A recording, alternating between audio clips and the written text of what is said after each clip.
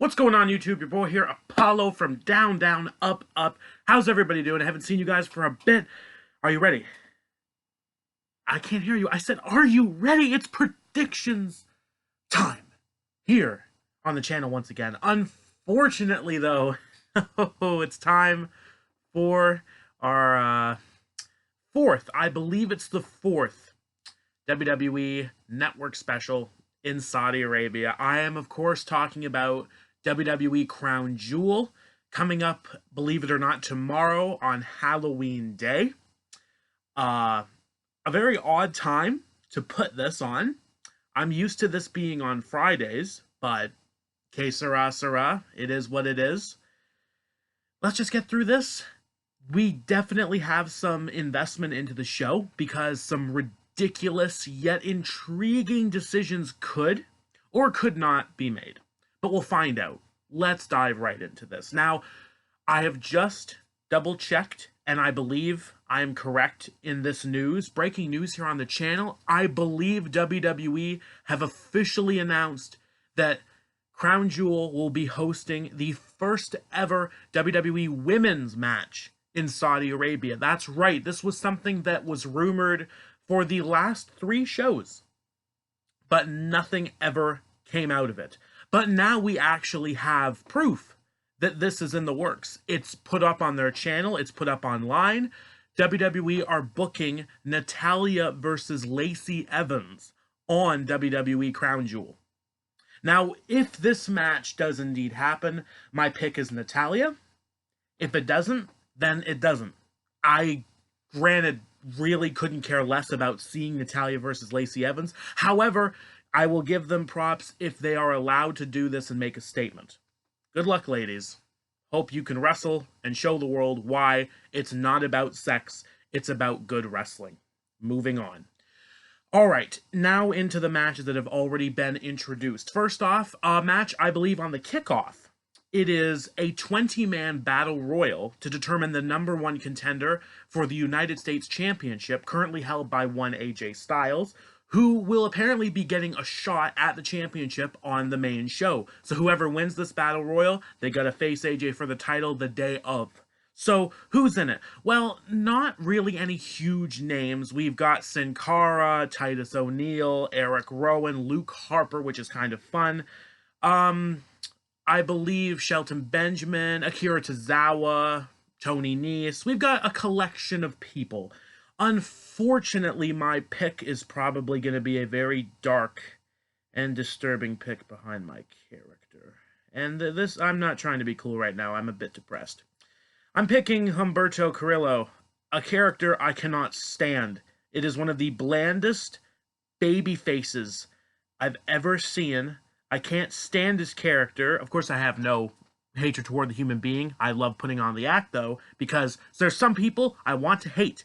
This is one I'm hating for some of the wrong reasons. I don't like him. He's bad. I don't want him to win. But the thing is, he got put in a program with AJ this past Monday. If AJ had just beaten him and left, I wouldn't have felt the way I would now.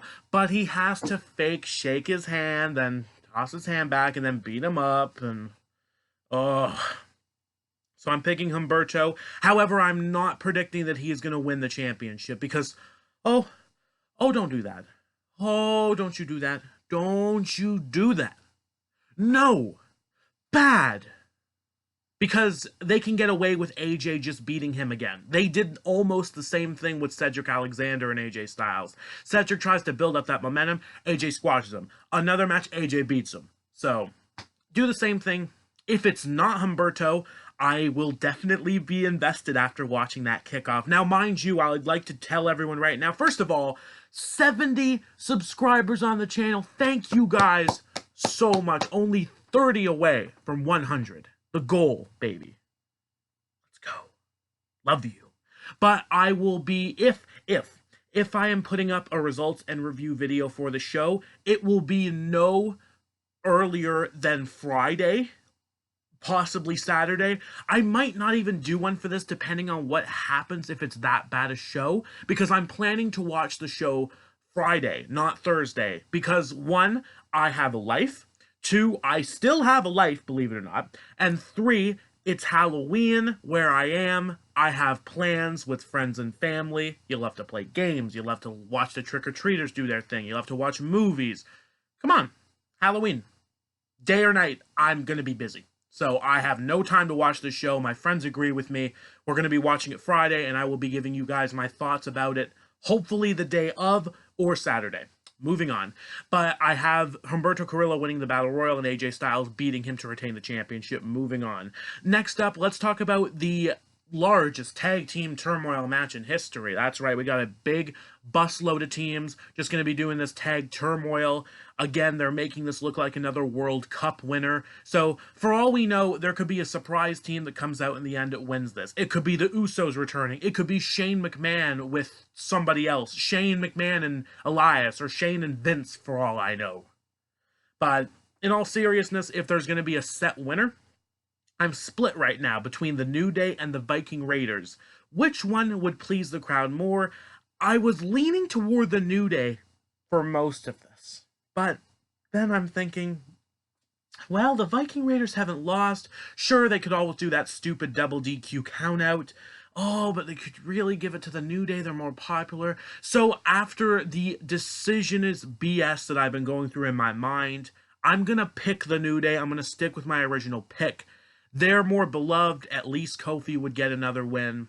And if the Viking Raiders lose, hopefully they will just do another stupid double DQ count-out nonsense. I don't know. It's a mixed bag, in my opinion. But we'll get through it. Moving on. Now I have to look at the sheet because... Oh, it's time to talk about Cesaro and Mansoor. Now, obviously, I'm picking Mansoor. Anyone who picks Cesaro, I'll give you credit, but Mansoor is going to win. It could be with the most devastating maneuver in all of wrestling history, the roll-up or the small package. Or he beats him clean with a finisher that I would be very interested to see what. But it's going to be Mansoor. I don't have much to say on this. Other than Cesaro, where's Sheamus at? Can you imagine, though? Just think about this, guys. Can you imagine if Sheamus returns, Bro kicks Mansoor, and Cesaro wins? Just think about the crowd reaction to that. It's not going to happen, but just think about it in general. Moving on. All right. Okay, we've made it to the nitty-gritty. Okay, last 4 matches. We're getting through this one quick. Tyson Fury, undefeated boxer, possibly moving on to the MMA, taking on wrestler Braun Strowman. This is very easy for me to predict. Honestly, it's about as easy as the Mansoor match. I'm picking Tyson Fury. He's not going to lose. It's like Big Show and Mayweather. You know the boxer's going to win. Braun Strowman has really become the Big Show of WWE right now. He's this giant that has so much potential, but he's never going to be allowed to do much in his career. So... sorry, I'm picking Tyson Fury. I hope Braun crushes him, but I'm picking Tyson Fury. Moving on. Team Hogan, Team Flair. This is something that, honestly, they've been building up the most as of late. It's a 5-on-5 tag team match. However, the one disappointing factor in this, it's one fall to the finish. It's not an elimination match. So, with that logic, I'm picking Team Hogan. I don't see a point to Team Flair winning this because this... first of all, I hope this opens the show. I'm going to be frank with you guys here. I hope this match opens the show. It's a good 15, 20 minutes. But after that long of a match, where in WWE's mind, tag team matches go like this. All right, get the heels, beat them up. And when he makes the hot tag, man, like, it's nothing compared to what we're watching on AEW or even NXT anymore. There's just a different quality and standard in tag team matches with WWE compared to AEW. So, after a long and sluggish tag team match, are the heels just going to win? Because that would be just disappointing to the crowd. I'm picking Team Hogan. Let's get this over with. Moving on. It's time to talk about the World Championship matches. Now, there's only 3 championship matches scheduled for this show. I've already discussed my opinion of the AJ Styles situation, but now it's time to talk about the Universal Championship. Seth Rollins, The Fiend, once again, Falls Count Anywhere, titles on the line, and the supposed stipulation is a match cannot be stopped for any reason. What do we think we're doing here? Do we think The Fiend is going to lose? Do we think The Fiend is going to win the championship? Or do we think we're going to get the same screwy nonsense that we've gotten before? I'm voting for number 3. Same screwy nonsense. How are we getting away with this? I'm putting my prediction on a double pin.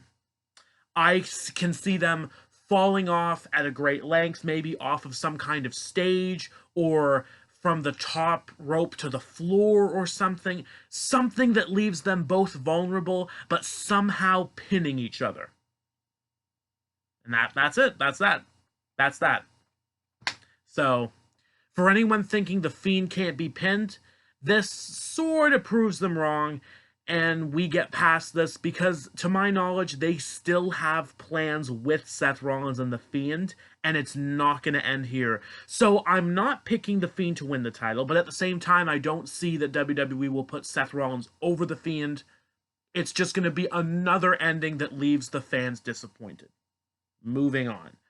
WWE Championship match. Brock Lesnar, Cain Velasquez. If you guys recalled, I actually put out a reaction video to Kofi Kingston and Brock Lesnar's championship match, which Cain Velasquez debuted in the WWE. Thank you all so much for getting that up, though. I see that it's over 300 views today. That's crazy. Thank you guys. Really appreciate that. Makes me feel loved on the channel, as I love all of you. Now come on. Bring it in. Come on. Big hug. Big hug. Not too much. Not too much. So who do I think is going to win this? Do they have Cain Velasquez lose to Brock Lesnar? No, that doesn't sound right to me. Do they have Cain Velasquez beating Brock Lesnar and winning the WWE Championship? Because, think about it, they could do the same thing they did with Brock Lesnar and Goldberg. Put over Brock's opponent in crazy ways, but then Brock eventually gets his win back. Done. Finished. So with that being said, I am picking Cain Velasquez to win the match. Because they could still do a screwy finish with this too. I'm just not sure what. But I'm picking Cain Velasquez to win the match. I'm being very specific with this one. Ladies and gentlemen, that's it. We're done. In almost record timing here on the channel.